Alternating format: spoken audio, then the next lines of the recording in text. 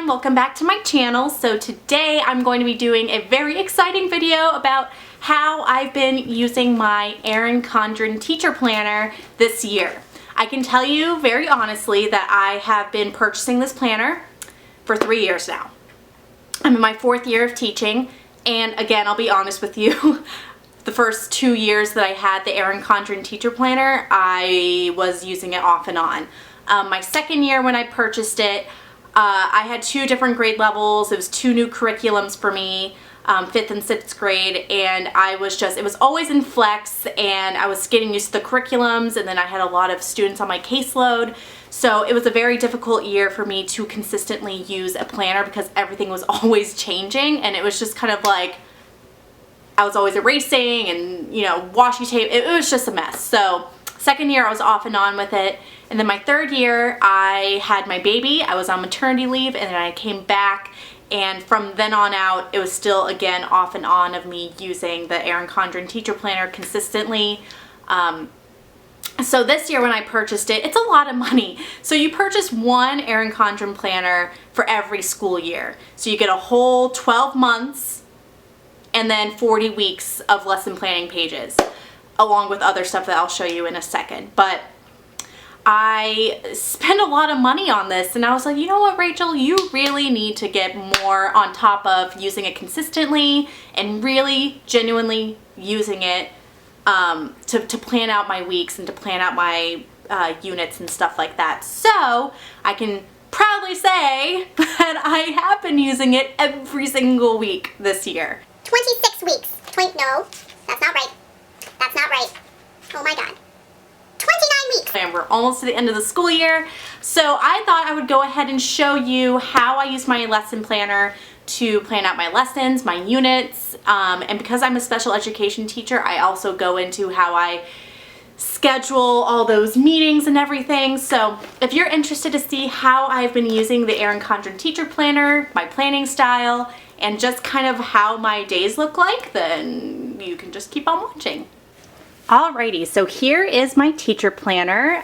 This is a really awkward angle. I don't know how people do this. Anyway, so this is my teacher planner. This is actually a new cover that I got when I got my new last name when I got married. I got this front cover from Erin Condren. I love the quality of their covers, very sturdy, laminated. So I decorated my front cover with a lot of stickers because I'm that way. Since there's a lot of personal information, I'm not going to show you the other pages, but it's just like helpful hints for the substitute, even though I never use it.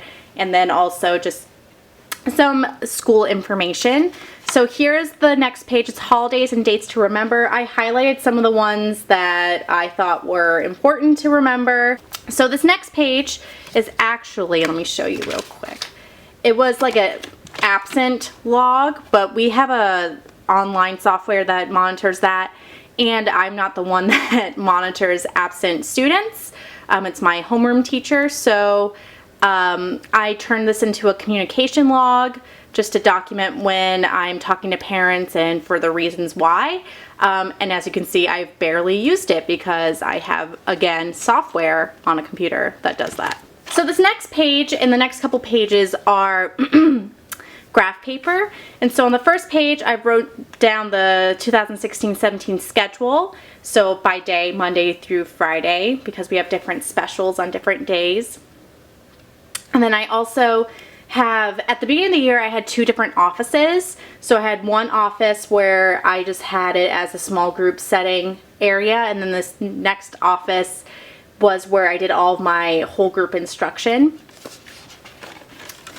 Then here's my weekly schedule. Again, I tried to figure out a way to see it visually without it being overwhelming. And I had a lot of students have speech and language services as well as occupational therapy, so I was trying to figure out when those were happening.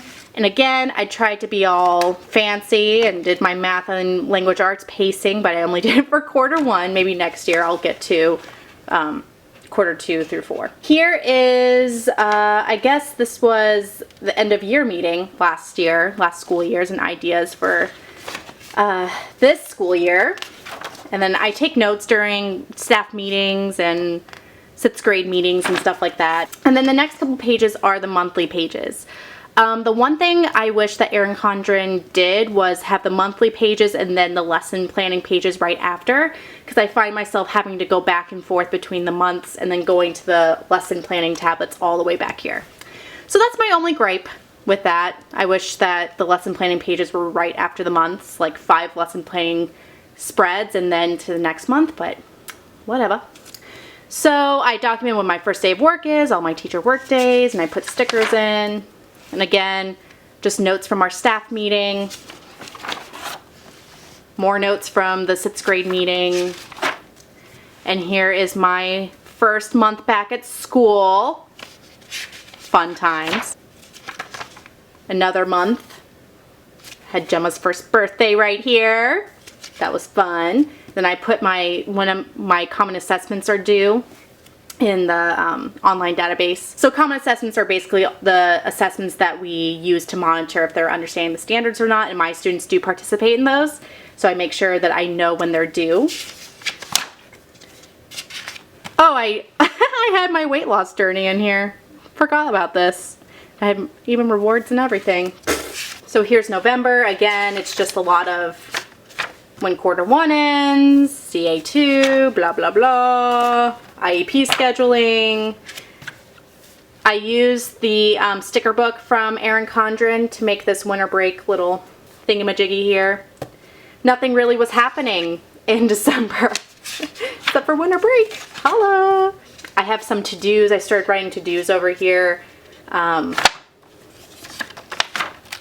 Here is February. Quarter 2 is ending. I had a couple more to-dos for the month. March. April, which is where we are right now. I'm on my spring break. Woo woo.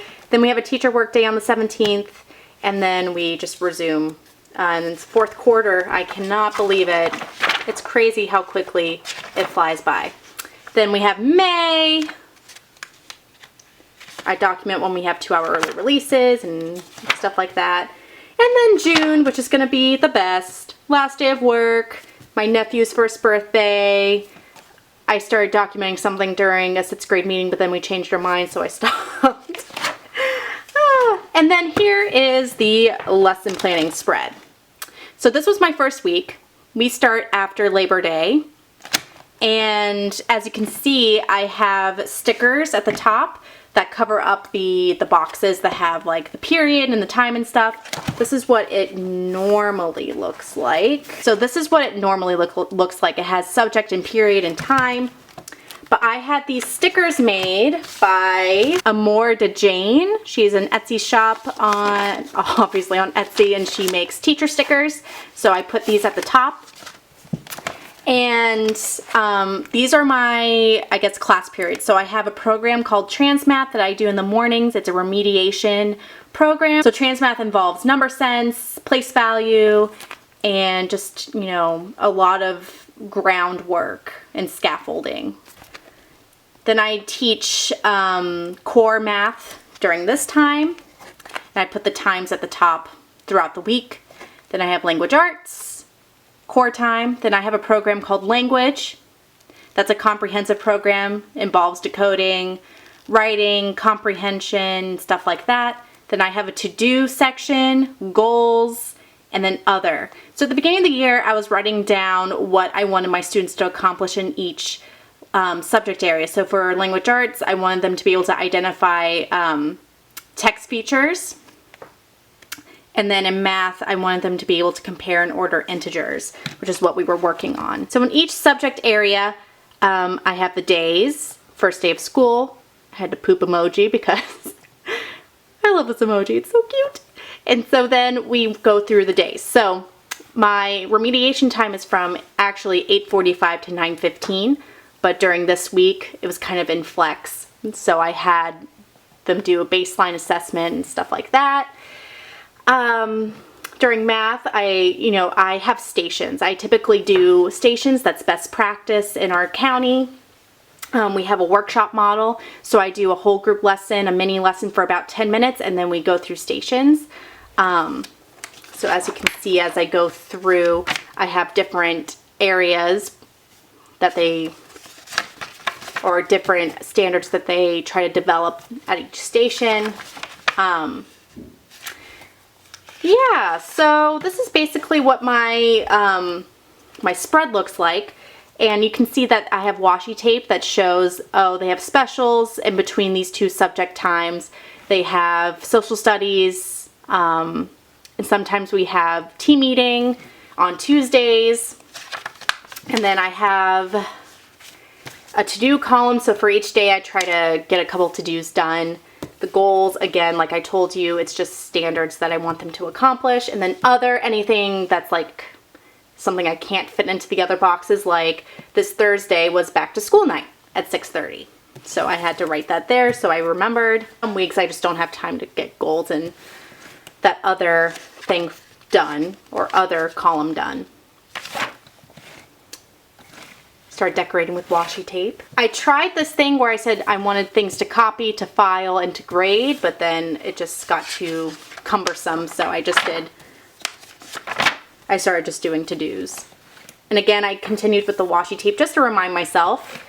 I use the Erin Condren stickers sometimes, like interims, going home, IEP, case of the Mondays, it happens. I have a behavior system called Earn an App. I have to remind myself to give them their rewards on Tuesdays. This was a field trip day, so I kind of blocked it off. I had parent-teacher conferences, so I checked off each one to make sure I had all the documents I needed. I started using just random stickers throughout. I had a next week go in here in my other. And again, you can see I just had a running to-do list in that section. I had a 3-day week this week because we live in the DC area and inauguration day was a day off because it just gets crazy around here. I still continue to do the washi in between each subject area. I had a running to-do list. Sometimes I put motivational stickers in my goal section. Get it done. Use the same sort of style. Adulting is hard. So yes, I put random stickers in Yas Friday. I was so bummed because on Pi Day we had a snow day. I was so bummed because I had all these activities planned and then it was just snow day, so I had to push it all back. It was very, very annoying. I have like a big goal that week. It was a couple weeks ago. I had a big goal that I wanted to do. And here too, I had to copy a whole unit. We're on poetry right now, so I had to copy that whole unit. And then this was my last week. Again, as you can see, I don't know when it started, maybe a month ago, I stopped doing the washi in between, probably because of the snow day, and then I just stopped doing it altogether because I kind of know what my schedule is now. Yeah, so that's pretty much how I plan. It's nothing crazy. And then as I get each, I do everything in pencil, as you can see, just because things, like I said, are in flex, because there's snow days, and because I'm in a special education classroom, sometimes I need to go, and even in a gen ed classroom, you have to go back to certain concepts if they're not getting the current concept that you're trying to teach. Sometimes you have to spiral back to other concepts, so I leave everything in pencil, and then as I get things done, I check it off with pen, and then if I need to change something, I can erase it. And right now, we are working on fraction word problems, we are working on figurative language like personification, onomatopoeia, and we're in novel group. And we had district-wide testing that I did when I had Gemma duty because their daycare was, the daycare providers were on a cruise during these days. So I had Gemma duty, so I left the sub with the division-wide testing. As you can see, I was on Gemma duty. And then it's the end of third quarter, so when we come back, it's going to be fourth quarter. Holy bejeezy. As you can see, I started kind of planning next week. I'm not sure. These also are in flex, so we'll see what I think. And then I was starting to get freaked out with math pacing, so I went ahead and just kind of roughly paced everything out because we are almost to standardized testing time. I have my grade book back here. I monitor documentation that way. And then these are the stickers that are provided in the Erin Condren Teacher Planner. I use them sometimes, not all the time. Sometimes. And then we have a pocket back here. And whenever I get things during teacher meetings, these are the ones I got in my last teacher meeting. I just stick it in there and then file it later. Here's a pouch, like a pencil pouch, and then you'll notice I have a top loading envelope that I haven't really used yet, and then either cover is able to be used with dry erase marker. So if I need to jot down anything with dry erase marker, it's there. Woo! I really hope you enjoyed that video. Again, if you want to see any plan with me's or a little bit more in depth of a whole week spread and when I plan and how I do it, please leave that down below. I'd love to hear from you guys and your thoughts on the Erin Condren Teacher Planner. So I hope you guys enjoyed this video. Please leave your thoughts below and I will see you all in my next video. Bye!